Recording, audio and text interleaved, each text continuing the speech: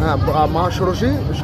মা ষোড়শী এখানে কামাখ্যা মায়ের যোনিমণ্ডল পড়েছে, আর সেই যোনি দিয়েই কিন্তু মা সন্তানকে প্রসব করে। আর এখানে যে মা রাজরাজেশ্বরী মহাকামেশ্বরী কামাখ্যা মা এখানে বিশ্বকে এখানে প্রসব করেছেন সেই যোনির দ্বারা। তারপর হচ্ছে ষোড়শীর পরে হচ্ছে আপনার ভুবনেশ্বরী, ভুবন পালিনী সব পালন করছেন মা। এরপর হচ্ছেন মা ভৈরবী, জ্ঞান দিচ্ছেন, জ্ঞান প্রদায়িনী। এরপর হচ্ছেন মা ছিন্নমস্তার রূপটা কিন্তু সাংঘাতিক।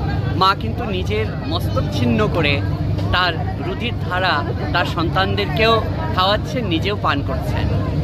তো এখানে দেখা যাচ্ছে মা নিজের সুখকে পদদলিত করে, মায়ের পদতলে কিন্তু রতিকাম, মা নিজের সুখকে আত্মসুখকে পদদলিত করে মা নিজের সন্তানের রক্ষণাবেক্ষণ করছে।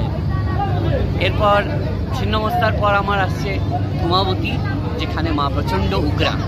কিন্তু এখানে বলা যায় আমাদের কামাখ্যা ধামে কিন্তু মাকে দুটো রূপে পুজো করা হয়। অনেকে বলেন ধূমাবতী বিধবা, কিন্তু আমাদের এখানে ফেতকারিণী তন্ত্র মতে মা কিন্তু সদবা। এখানে হচ্ছেন মা সন্তানের যত দোষ যত পাপ হরণ করে মা সন্তানকে নির্মল করে দেন। এরপর হচ্ছেন বগলামুখী, সন্তান যখন নিজের মধ্যে কন্ট্রোল রাখতে পারে না, সে যখন ভুল পথে চলে যায় মা তার জিভটা টেনে তাকে মা শাস্তি দেন। আবার সেই মাই ছেলে যখন বেতাল হয়ে যায়, সে যখন তার তাল ঠিক রাখতে পারে না, তখন সেই মাই কিন্তু তাল যন্ত্র হাতে নিয়ে মা হচ্ছেন মাতঙ্গী, তাই মাতঙ্গীর হাতে বীণা। অবশেষে মা সন্তানকে পরিপূর্ণ করে দেন, তাই মা হচ্ছেন কমলা। ধনে জনে সুখে সমৃদ্ধে সব দিকে মা পরিপূর্ণ করে দিচ্ছেন, তাই মা হচ্ছেন কমলা।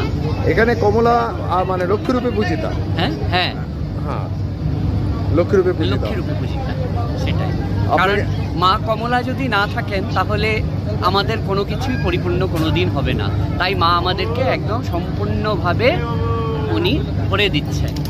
তো আমাদের যে গর্ভধারিণী জননী, আজকাল অনেক ছেলেরা আছে যে মাকে ভুলে যায়। অনেক সময় কি হয়, মাকে ভুলে যায়। আমাদের সেই গর্ভধারিণী জননীর মধ্যেই কিন্তু সেই দশমহাবিদ্যার দর্শন করা যায়।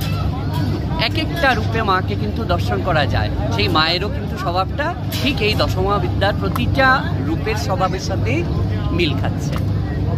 আপনাকে অসংখ্য ধন্যবাদ। আপনি দশমহাবিদ্যা সম্বন্ধে আমাকে অনেক ভেঙেটাই বলেছেন। এই ছোট ভিডিওতে এর থেকে বেশি সম্ভব নয়, আমি একটা ডিটেল ভিডিও করবো এর উপরে।